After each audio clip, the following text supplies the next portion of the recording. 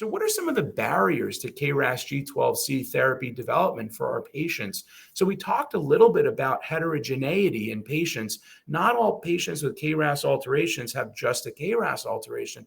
They may have other alterations such as P53, KEAP1, or STK11, which may portend a poor prognosis. What's interesting to note is those patients do seem to benefit equally to the targeted therapies, whereas immunotherapy is really where they're not benefiting as well.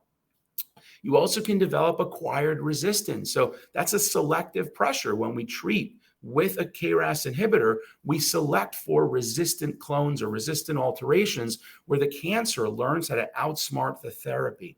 So it's important to note, just like in EGFR and KRAS, we have on-target point mutations. So different mutations in KRAS itself that prevent these medicines from binding. Those may be a little bit easier to target.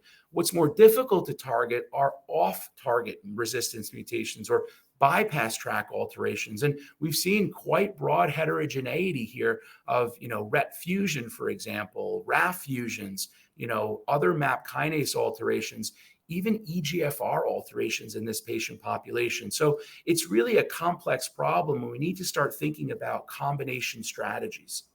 The other important feature here is CNS metastases or brain metastases, very common in this patient population. Upwards of 40% of patients with KRAS alterations will develop brain metastases, and we'll show some of that data.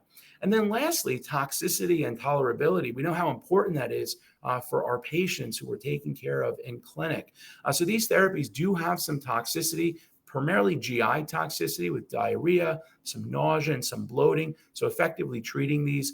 But more importantly, we're starting to see elevation in liver function tests, particularly in patients receiving sotorasib after receiving a PD-1 or PD-L1 inhibitor.